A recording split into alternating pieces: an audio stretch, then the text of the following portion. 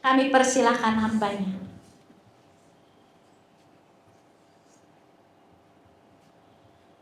Shalom. Shalom. Selamat pagi bagi yang hadir pada pagi ini. Saudara, saya akan menyampaikan renungan firman Tuhan dalam apa yang menjadi pengalaman dalam hidup saya, saudara.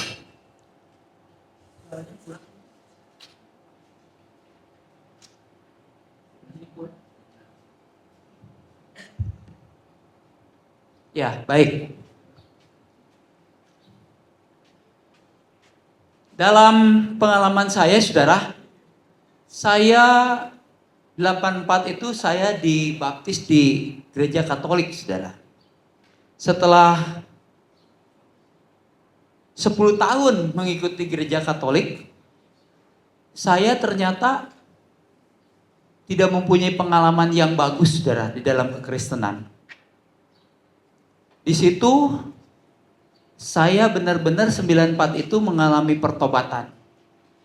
Di dalam pertobatan itu, saudara, selama kurang lebih sampai 2000, tahun 2000 lah. Dari 94 sampai 2000 itu, saya betul-betul cinta mula-mula kepada Tuhan, saudara. Nah, setelah tahun 2000, saya jadi PDP di GBI. Nah, di dalam perjalanan itu, saudara, 2007 saya jadi gembala dengan jabatan masih PDP. Nah, setelah itu ya, saudara, di dalam perjalanannya ini saya menemukan begini, saudara. Pak Romeo, ya, sebagai pendeta yang saya mengalami pertobatan itu, ya, Bapak rohani saya, kemudian Pak Gilbert, ya, Ibu Lili Suwandi dari GKI, ya, Kak Imtong, kemudian beberapa orang lagi. Saya juga tanya-tanya ke beberapa hamba Tuhan di GBI yang senior-senior. Pak, kalau Matius 7 itu ayat yang ke-21 sampai yang ke-23 itu berbicara tentang apa, Pak? Saya bilang. Itu berbicara tentang hamba Tuhan yang masuk neraka lah. Itu semua mereka percaya begitu, saudara. Kemudian, saudara, saya mempunyai pemikiran begini. Ketika 94 saya bertobat, saudara, saya mengalami begini. Aduh, Tuhan itu begitu sayang sama saya. Saya ternyata dipilih Tuhan. Saya ternyata dipanggil Tuhan, gitu kan. Dipanggil Tuhan, dipilih Tuhan. Jadi percaya Yesus gitu. Yang tadinya saya cuman suam-suam kuku aja. Selama pertobatan saya maksudnya selama 84 sampai 94, saya tiap hari dengerin Jainuddin MZ, saudara, di radio itu. Sampai saya hafal, saudara, tentang itu, ya, tentang apa khotbahnya Jainuddin MZ itu, saudara. Makanya waktu ada hamba Tuhan ke salon, saudara, saya tanya dia, Pak atau Bu, bagaimana dengan Yesus disalib atau tidak? Karena dua kitab ini bertentangan gitu, saudara. Nah, ada yang ngomong begini, ada yang ngomong terus terang, ada yang tidak. Itu mah iman koaan aja lagi hancur gitu. Itu jawabannya, ya. Nah, saudara, sebelum ini saya akan bawakan dulu firman Tuhannya di dalam Matius pasal yang ke-7, saudara. Pasal yang ke-7 ayat yang ke-21. Bukan setiap orang yang berseru kepadaku, Tuhan, Tuhan, akan masuk ke dalam kerajaan sorga, melainkan dia yang melakukan kehendak Bapakku yang di sorga. Pada hari terakhir, banyak orang akan berseru kepadaku, Tuhan, Tuhan, bukankah kami bernubuat demi namamu, dan mengusir setan demi namamu, dan mengadakan banyak mujizat demi namamu juga? Pada waktu itulah aku akan berterus terang kepada mereka dan berkata, aku tidak pernah mengenal kamu, enyahlah daripadaku, kamu sekalian pembuat kejahatan. Saudara, di dalam ayat ini, ya, dikatakan begini. Saya keunggaran juga, saudara. Ya, di unggaran itu lagi doa, ya. Ada unggaran bermazmur di sana, saudara. Pendetanya juga khotbah tentang ini. Udah gitu juga, itu hamba Tuhan juga ngomong, ini ada pendeta yang masuk neraka, katanya. Itu, ya, saudara. Jadi beberapa orang itu mengatakan seperti itu.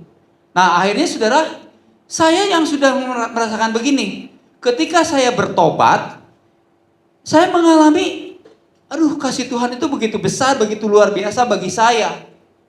Saya tidak melakukan apa-apa, ternyata Tuhan selamatkan karena anugerah, karena iman, karena percaya aja kepada Kristus sebagai Tuhan dan Juru Selamat.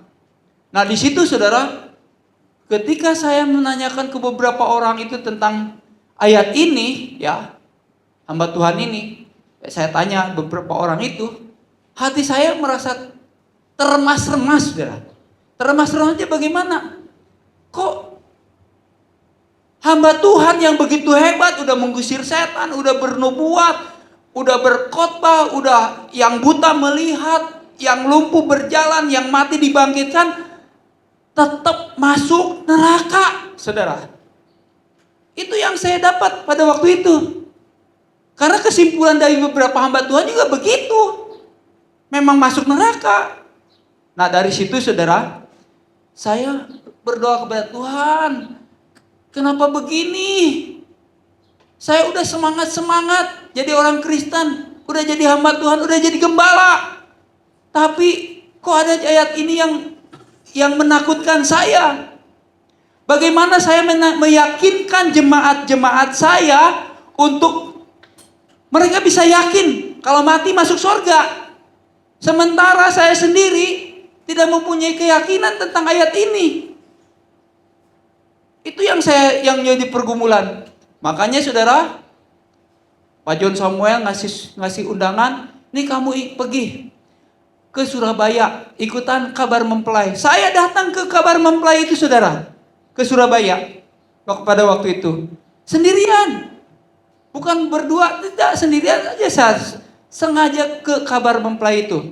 Waktu itu kebetulan, ya, saya masuk ke kamar itu, saya ketemu dengan satu hamba Tuhan yang cukup handal di dalam pengajaran tentang tabernakel ini, tentang kabar mempelai ini.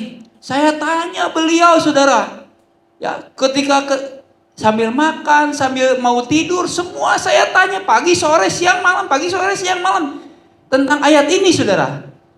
Jawabannya terakhirnya begini, ya, saya mah kalau syukur-syukurlah Tuhan itu begitu baik sama saya masuk sorga pun, maksudnya di emperan sorga pun saya mah gak apa-apa.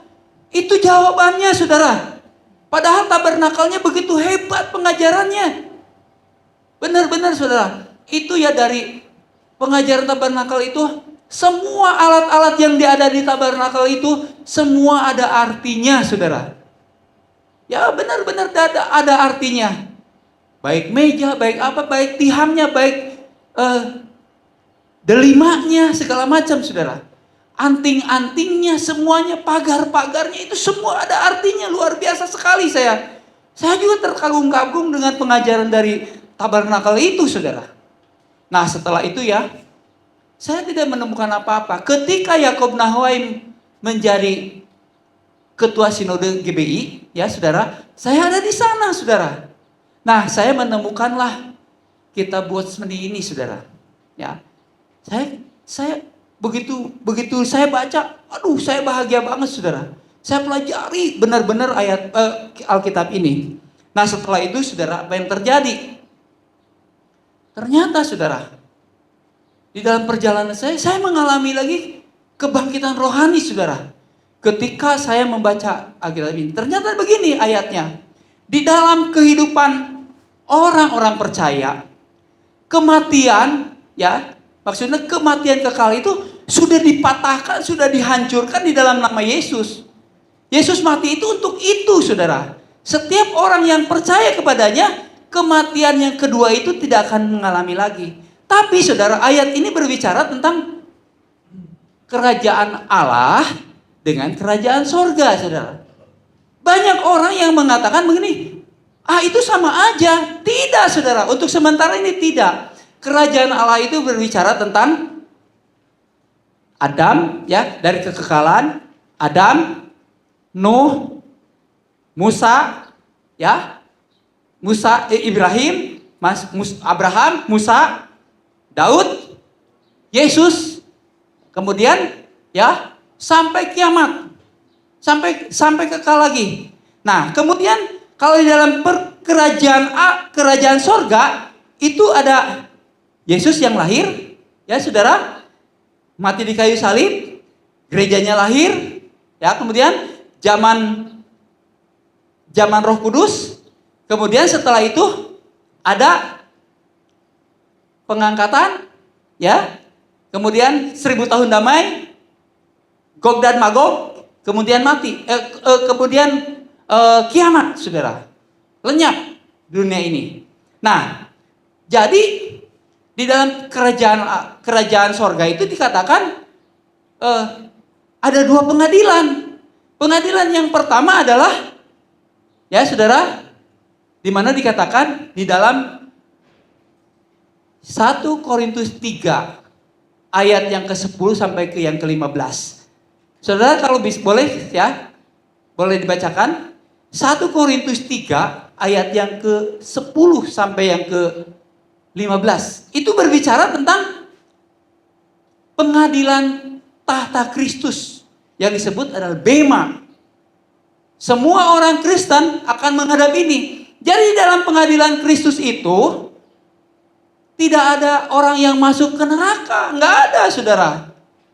Nah, ini Matius 7 ayat yang ke-21 sampai yang ke-23 itulah bema, saudara. Pengadilan Kristus, bukan pengadilan tahta putih. Kalau tahta putih itu nanti sebelum dunia kiamat, saudara. Ya, sebelum dunia kiamat. Nah, itu semua, saudara, dikatakan begitu. Nah, coba ada yang bantu saya bacakan saya itu ayat itu, Pak Sahat. 1 Korintus 3 ayat 10 sampai yang ke-15. Nanti disusul 2 Korintus 5 ayat yang ke-10. Ya, itu ya. Coba tolong. 1 Korintus 3 ayat 10 sampai 15. Dasar dan bangunan. Ya, baik.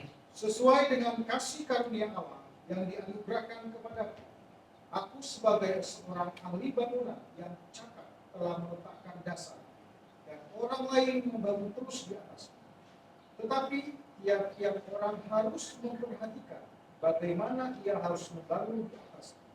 Karena tidak ada seorang pun yang dapat meletakkan dasar lain daripada dasar yang telah diletakkan, yaitu Yesus Kristus. Entahkah orang membangun di atas dasar ini dengan emas, perak, batu permata, kayu, rumput kering, atau jerami, sekali kelak pekerjaan masing-masing akan nampak. Karena hari Tuhan akan menyatakan, sebab ia akan nampak dengan api, dan bagaimana pekerjaan masing-masing orang akan diuji oleh api. Jika pekerjaan yang dibangun seorang tahan uji, ia akan mendapat upah. Jika pekerjaannya terbakar, ia akan menderita kerugian. Tetapi ia sendiri akan diselamatkan, tetapi seperti dari dalam api. Silakan Pak, 2 Korintus 5 ayat 10 Pak. Setiap orang akan menghadap tahta pengadilan Kristus untuk mempertanggungjawabkan perbuatan baiknya atau jahatnya. 2 Korintus 5 ayat 10. 2 Korintus 5 ayat 10. Sebab kita semua harus menghadap tahta pengadilan Kristus, supaya setiap orang memperoleh apa yang patut diterimanya sesuai dengan yang dilakukannya dalam hidupnya ini, baik ataupun Jahat. Nah, itu saudara. Ayat ini berbicara tentang pengadilan Kristus. Tapi kalau kita tidak memisahkan kerajaan Allah dengan kerajaan sorga, saudara, pasti semua orang mengatakan ini ada pendeta yang mati masuk neraka, saudara. Nah, didukung juga begini, saudara. waktu kecil ya, saya di Cicadas ada yang dagang buku di emper jalan, saudara. Ada 25 nabi dan rasul, kayak gitu kan? Ada neraka dan sorga, gitu kan? Kemudian ada hadis-hadis segala macam. Nah, pari rimbon juga ada di situ. Saya suka sambil jongkok bacain gitu ya, saudara. Nah, liatin, ternyata yang di neraka itu ada yang seperti bigul di Bali, saudara. Dari sini sampai ke sini, saudara. Dengan maka ada orang yang disogok mulutnya, saudara, pakai besi panas membara sampai tembus ke belakangnya sini, saudara. Seperti kalau di Ambawang itu apa? Babi apa, saudara? Bipang. Ya, bipang, babi panggang. Kalau di Bali babi guling. Ya, seperti itu, saudara. Nah, kemudiannya ada yang katanya yang dusta itu mulutnya disetrika. Ada yang dipotong, saudara, dipotong nyambung lagi.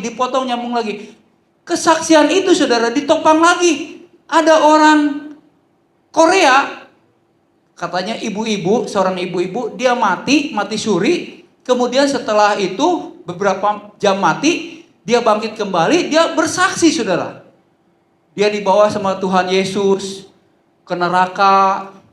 Di sana ada pendeta yang terkenal, lagi disiksa sama setan-setan, sama pengikut-pengikut iblis, katanya begitu, saudara. Ya? Bukan pendeta CMC ya, Pak? Ya, bukan, amin. Karena di sini pasti tidak ada. Amin. Baik, ya kita lanjut ya. Jadi kesaksian itu sangat mengerikan bagi saya.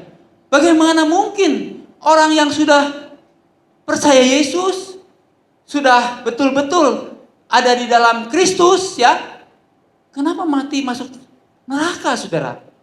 Itu yang membuat saya miris, saudara. Saya ingin belajar tentang kebenaran ini. Nah, setelah itu ya, saya membaca ini, ternyata salah tafsir mereka itu.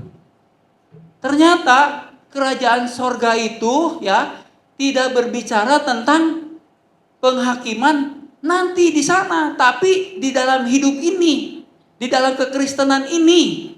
Supaya apa? Supaya kita menerima pahalanya, saudara. Baik dan jahat. Nah, kemudian di dalam pengertian ini saudara, saya tanya lagi beberapa orang. Karena di dalam Alkitab itu diterangkan, saudara.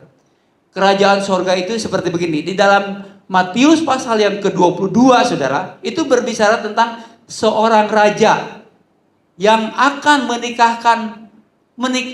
mengawinkan anaknya. Kemudian, saudara, undangan disebar. Yang orang-orang terhormat, orang-orang petinggi-petinggi, kemudian orang-orang terkemuka, orang-orang kaya, semua diundang untuk masuk ke dalam perjamuan pernikahan anak raja itu, saudara. Perkawinan anak raja itu. Nah, kemudian, saudara, yang diundang itu tidak datang.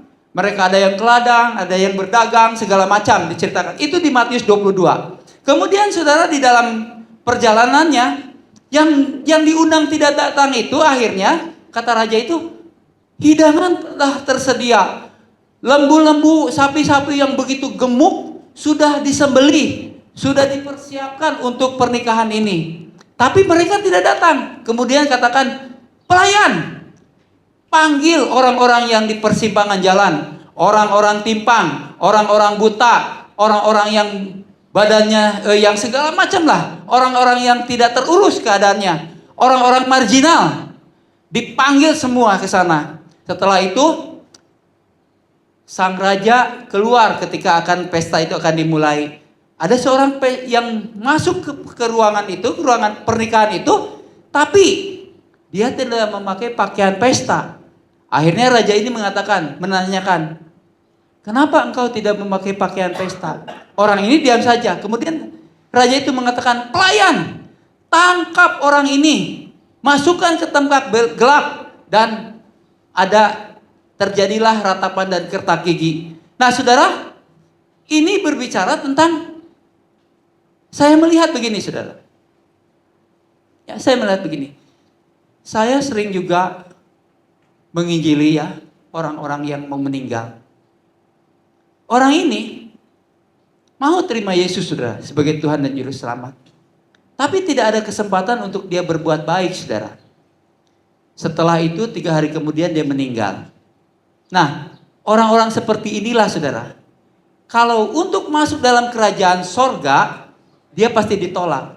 Karena kerajaan sorga ini berbicara tentang pahala dan memerintah dengan Kristus. Tapi untuk masuk dalam kerajaan Allah saudara, dia lolos saudara. Karena apa? Karena keselamatan itu sudah diberikan kepada dia ketika dia percaya kepada Kristus sebagai Tuhan dan Juru Selamat. Jadi saudara, harus ada perbedaannya. Perbedaannya bagaimana? Perbedaannya kalau orang yang sudah percaya kepada Kristus, ya sudah saja, sudah menerima keselamatan itu, udah pasti masuk dalam kerajaan Allah. Tapi tidak akan masuk di dalam kerajaan sorga saudara. Karena kerajaan sorga itu berbicara tentang pahala. Ya, kalau berbicara tentang anugerah dan keselamatan, itu hanya percaya saja kepada Kristus. Nah, kemudian saudara ada ilustrasi yang lain lagi. Matius 25. 5 gadis bodoh dan 5 gadis bijaksana. Ya, itu semua berbicara bukan orang di luar Kristen, bukan saudara. Itu semua orang yang percaya kepada Kristus. 5 gadis bodoh, 5 gadis bijaksana ini. Yang 5 bodoh, yang 5 bijaksana. Yang 5 itu, yang bijaksana itu dia menyiapkan minyak cadangannya.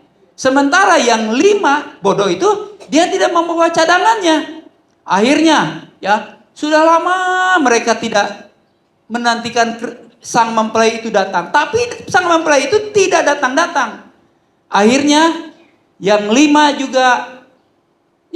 bijaksana juga ketiduran, ya. Yang 5 yang bodoh juga ketiduran. Tapi sekali waktu ketika itu, ya, karena dia mempunyai cadangan minyak itu, dikatakan yang 5 gadis bijaksana itulah dialah yang menyongsong kedatangan Kristus, saudara.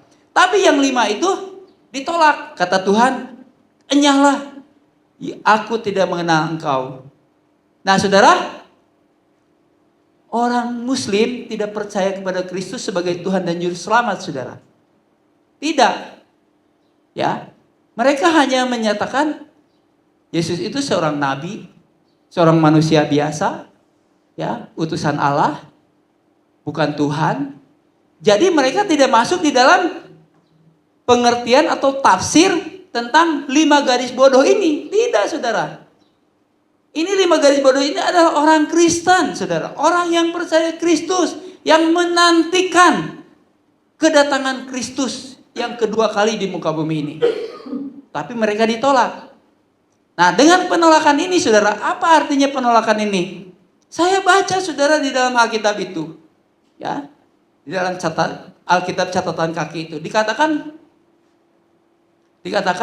bahwa yang 5 bijaksana, yang 5 itu yang bijaksana itu memerintah bersama dengan Kristus. Yang 5 itu, saudara, dia harus masuk di dalam masa pendisiplinan. Masa pendisiplinannya di mana? Yaitu 1000 tahun, saudara. Ketika Kristus memerintah di muka bumi ini, ya, di dalam 1000 tahun itu, yang 5 itu mengalami pendisiplinan. Yaitu apa? Terjadi ratapan dan kertak gigi. Jadi dengan seperti ini, saudara, saya mengalami, aduh, betapa hebatnya Tuhan itu, ya. Dia bisa mengatakan begitu luar biasanya akan kerajaan Allah, atau kerajaan sorga itu. Dia nyatakan begitu luar biasa, saya menilai, saudara.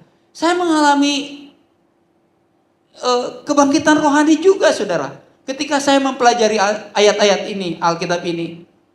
Jadi saya semangat lagi. Tadinya saya udah nggak pede, saudara. Bagaimana nggak pede, ya? Orang Islam itu mengatakan begini, saudara. Itu Yesus itu nanti kalau datang kedua kali itu akan membunuh babi-babi. 1, akan mematahkan kayu-kayu salib katanya. Kayu-kayu salib akan dipatah-patahkan. Saya berpikir ya, berulang-ulang, kok Kristus yang begitu diagung-agungkan dibawa ke langit katakan ya, tapi turun lagi yang kedua kali, rendah sekali ya. Rendah sekali yang apa yang dikerjakan. Ya. Begitu rendah sekali apa yang dia katakan gitu ya. Dia hanya membunuh babi-babi, ya, hanya mematahkan salib-salib, kayu-kayu salib. Padahal saudara, kalau saudara tahu ya, di babi itu daging yang paling enak di dunia, saudara. Amin. Coba saudara masuk ya ke Queen Restoran, babi hong itu 800.000 saudara, setengah kilo. Benar saudara, ya. Kesimpulannya saya ambil sedikit ya, bahwa Yesus itu dia datang saudara di dalam ini yang kita bahas ini ya, dia akan memberikan pahala-pahalanya, bukan untuk menghukum supaya masuk neraka saudara, tidak ya. Itulah yang saya dapat sampaikan ya. Tuhan Yesus memberkati kita semua, amin.